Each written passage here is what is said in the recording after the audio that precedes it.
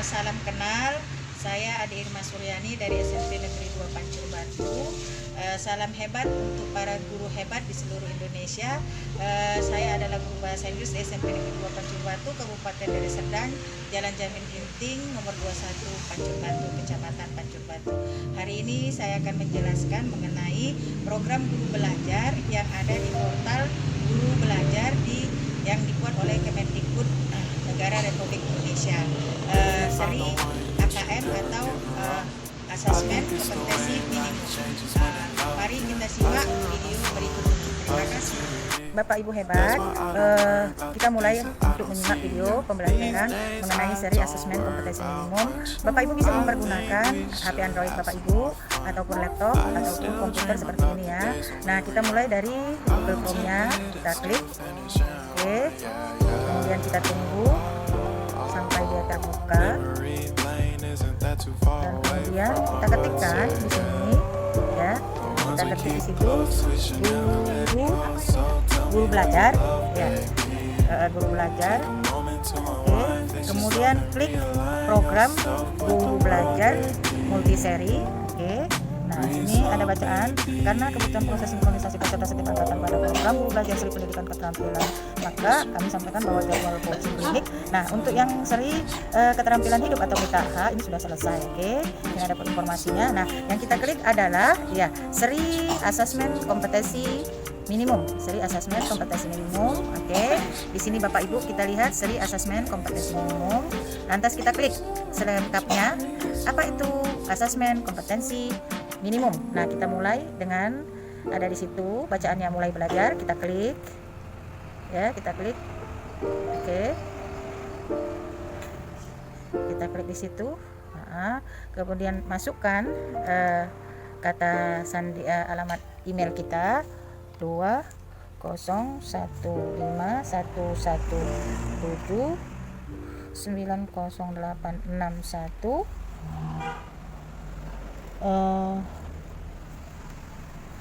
@guruku ya.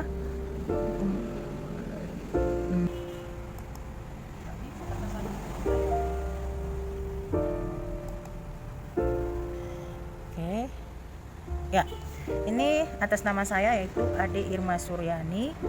Nah, yang akan kita pelajari adalah kalau yang masa pandemi COVID-19 sudah selesai, pendidikan keterampilan hidup juga sudah selesai, dan yang baru seri terbaru ini yang akan kita jelaskan adalah asesmen kompetensi minimum ya, asesmen kompetensi minimum. Kita lihat selengkapnya.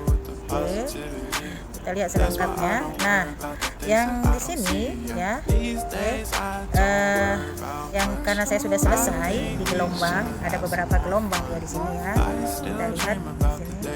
Oke, ada beberapa gelombang yang saya sudah ikuti. Oke, saya sudah mengikuti beberapa gelombang seri pada gelombang yang ke-6 yang saya ikutin. Saya sudah selesai, ini adalah angkatan ke-6. Saya sudah 100% selesai. Terakhir kemarin adalah tanggal 30 jam 10:21 PM selesai saya mengikuti angkatan ke-6. Nah, yang ada di sini pembelajaran yang ada di sini adalah orientasi guru belajar seri asesmen kompetensi minimum, kemudian pengantar program BIMTEK guru belajar seri asesmen kompetensi minimum juga sudah selesai, kemudian konsep asesmen nasional juga selesai, teknis pelaksanaan asesmen nasional juga sudah selesai, asesmen literasi membaca tingkat SMP juga sudah selesai, asesmen numerasi pada tingkat SMP juga sudah selesai saya laksanakan, tindak lanjut laporan hasil asesmen kompetensi minimum juga sudah, asesmen pasca program guru belajar seri asesmen kompetensi minimum juga sudah. Oke, ini semua sudah di expand all ya. Kita lihat kembali materi-materi atau konten-konten yang ada pada kursus pembelajaran yang ada di sini. Oke, ini sudah selesai. Kita lihat pada materi yang pertama itu latar belakang dan kebijakan asesmen nasional. Kemudian pentingnya asesmen nasional itu apa pada pembelajaran dan pengajaran pada setiap tingkatan baik di SD, SMP maupun SMA atau SMK, dan kemudian refleksi orientasi tadi itu juga sudah selesai. Oke, nah pada lesson konten pembelajaran ini sudah 100% sudah saya selesaikan. Kemudian pada program BIMTEK yang saya ikutin, ada pengantar program BIMTEK Guru Belajar Seri Asesmen Kompetensi Minimum yang terdiri dari 2 topik atau 2 materi, yaitu mengenai introduction-nya, pengenalan atau pendahuluan, baru kemudian asesmen pra program BIMTEK Guru Belajar Seri Asesmen Kompetensi Minimum, dan asesmen pra program BIMTEK Guru Belajar Seri AKM tingkat SMP. Dan yang satu lagi adalah setelah selesai pengantar program BIMTEK, kita masuk kepada materi utamanya, yaitu konsep asesmen nasional yang juga terdiri dari pengantarnya. Kemudian tujuan ya pengantarnya berupa pengantar, selamat Anda setelah menyelesaikan asesmen pra program. Semoga Bapak dan Ibu sudah siap untuk sama-sama belajar. Oke Ibu Ani, coba lihat ini Bu Ani, seri-seri pembelajaran yang akan Ibu ikutin seperti yang sudah saya ikutin. Seperti yang sudah saya ikutin di sini mengenai program ya, ini teman saya, rekan saya yang mengajar di SMP Negeri 2 Pancur Batu, Ibu Ani juga akan mengikuti mengenai seri yang ada pada materi-materi yang ada pada seri asesmen kompetensi minimum, asesmen kompetensi minimum. Nah, ini terdiri dari pengantarnya seperti ini. Oke, ini kalau saya sudah selesai, nah Ibu Ani akan mengerjakannya. Oke, Ibu Ani akan mengerjakannya di sini untuk seri asesmen kompetensi minimum. Oke.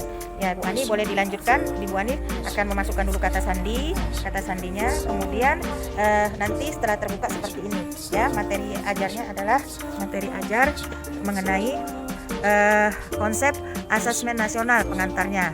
Nah, asesmen kompetensi minimum atau AKM yang mengukur kompetensi mendasar di literasi membaca dan numerasi siswa, survei karakter yang mengukur sikap, nilai, dan keyakinan dan kebiasaan yang mencerminkan karakter siswa.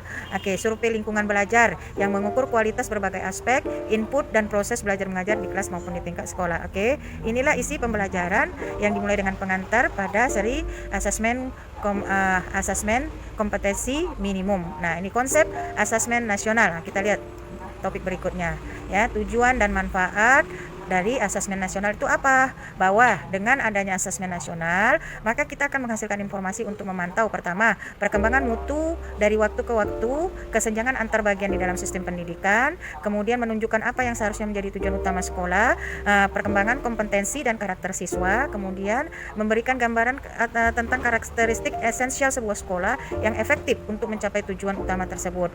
Manfaat asesmen nasional adalah pertama, kita bisa melihat potret dari kualitas pembelajaran di setiap sekolah yang ada di setiap daerah, kemudian merupakan umpan balik atau peningkatan kualitas pembelajaran sekolah, kemudian dasar untuk penyusunan program peningkatan kualitas pembelajaran di sekolah atau di daerah oleh setiap guru.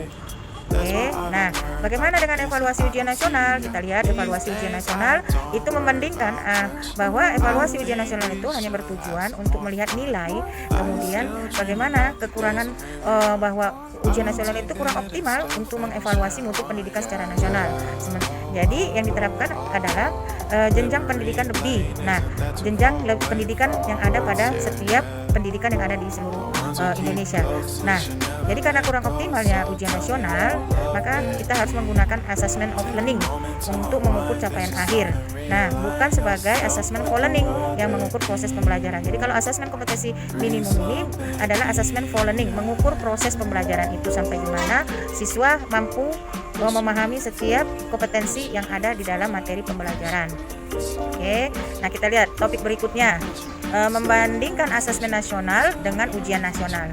Nah, bagaimana itu? Pertanyaan-pertanyaan seringkali muncul terkait dengan penghapusan ujian nasional dan pemberlakuan asesmen nasional antara lain. Apakah asesmen nasional adalah pengganti ujian nasional? Nah, nah lihat kembali perbandingannya, bahwa kriteria pembanding antara asesmen nasional dengan ujian nasional.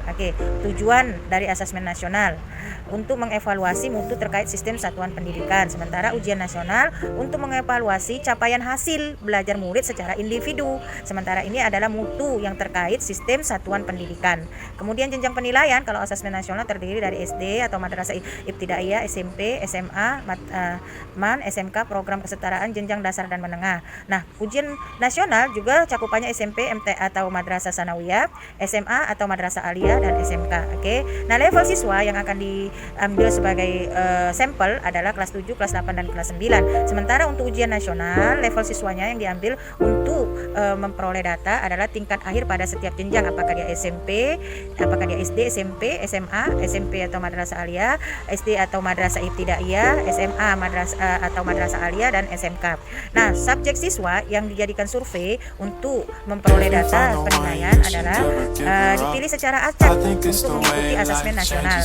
Itu dimulai dari kelas 7, kelas 8, dan kelas 9. Sementara kalau ujian nasional adalah semua siswa pada jenjang akhir setiap level pendidikan yang akan mengikuti ujian nasional. Nah, model soal pada asesmen nasional pilihan berganda dengan uraian, menjodohkan, isian singkat dan uraian. Pilihan ganda dan isian singkat baik itu matematika, SMA dan SMK. Kemudian sasaran penilaian kompetensi literasi, numerasi, dan karakter setiap siswa serta kualitas dan iklim satuan pendidikan yang mendukung pembelajaran. Terakhir adalah penguasaan terhadap mata pelajaran.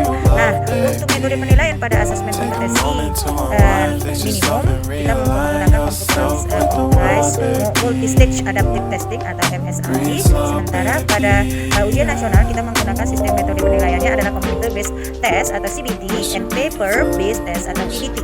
Oke. Inilah poin-poin yang akan dijelaskan pada perbedaan antara asesmen nasional dan ujian nasional.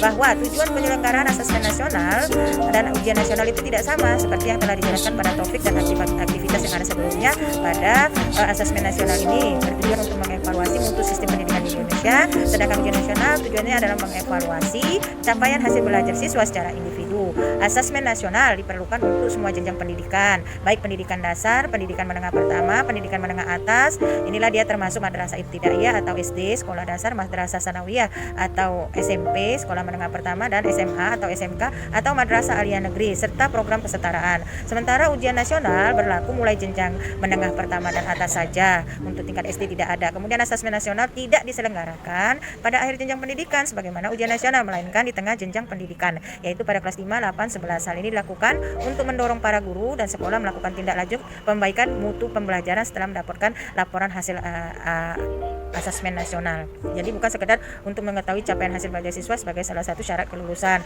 Kemudian pelaksanaan asesmen nasional menggunakan metode survei yang diambil sampel secara acak dari setiap sekolah. Berbanding terbalik dengan UN atau ujian nasional menggunakan metode sensus, di mana semua siswa di seluruh Indonesia wajib mengikutinya. Ya, kemudian model asesmen yang diberikan dalam asesmen nasional lebih bervariasi, bukan sekedar pilihan ganda dan uraian singkat sebagai yang mana yang diberikan dalam UN. Kemudian salah satu komponen hasil belajar murid yang diukur pada asesmen nasional adalah literasi membaca dan numerasi. Asesmen ini disebut sebagai asesmen kompetensi minimum atau AKM. Kemudian metode penilaian asesmen nasional dan UN pun berbeda meskipun keduanya berbasis komputer.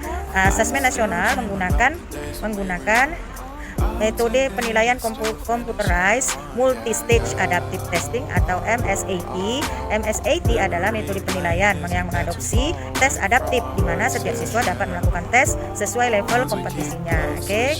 Ya, next kita lanjutkan topik yang ada di situ adalah kuis yang harus dijawab oleh para guru ya yang mengikuti ini. Karena saya sudah selesai maka di atas ada tertulis di situ komplit ya. Kita lihat topik berikutnya ya. Kita lihat kembali Bapak Ibu topik berikutnya atau pokok bahasan berikutnya. Ini saya sudah merayakan perayaan belajar dan refleksi topik konsep asesmen nasional sudah selesai. Oke, berikutnya kita lihat kembali mengenai teknis pelaksanaan asesmen nasional. Terdiri ada materi yang kita pelajari mengenai petunjuk dan teknis pelaksanaan asesmen nasional, kriteria peserta pelaksana asesmen nasional, merumuskan butir soal asesmen nasional, kuis dan perayaan belajar dan refleksi topik 2 ini. Ada kita lihat topik berikutnya atau materi berikutnya terdiri konsep literasi membaca, mengenal apa itu asesmen kompetensi minimum literasi membaca, menganalisis tahap asesmen literasi membaca tingkat SMP, contoh butir-butir asesmen literasi tingkat membaca SMP, dan latihan membuat soal asesmen literasi membaca tingkat SMP. Oke. Yang berikutnya konsep numerasi, mengenal asesmen kompetensi minimum numerasi itu apa, menganalisis tahap asesmen numerasi tingkat SMP, contoh butir asesmen numerasi tingkat SMP, kemudian latihan membuat soal asesmen numerasi tingkat SMP, latihan membuat soal asesmen numerasi tingkat SMP, dan perayaan belajar dan refleksi topik yang keempat ini dari asesmen numerasi. Oke, berikutnya kita akan melihat mengenai mengidentifikasi 4 kategori tingkat penguasaan kompetensi, menjelaskan perbedaan pembelajaran berbasis kompetensi dengan berbasis konten, menganalisis analisis kategori penguasaan kompetensi, merekomendasi contoh segitiga belajar, kurikulum asesmen dan pembelajaran, kuis tindak lanjut laporan hasil AKM, dan perayaan belajar refleksi topik 5. Oke, ini juga 100% sudah selesai saya ikuti Bapak Ibu. Ini bagian yang belum bisa melihat isi pembelajaran yang ada pada asesmen kompetensi minimum ini. Oke. Nah, kemudian ada yang terakhir adalah asesmen pasca program guru belajar seri asesmen kompetensi minimum, kemudian asesmen pasca program BIMTEK guru belajar seri AKM tingkat SMP.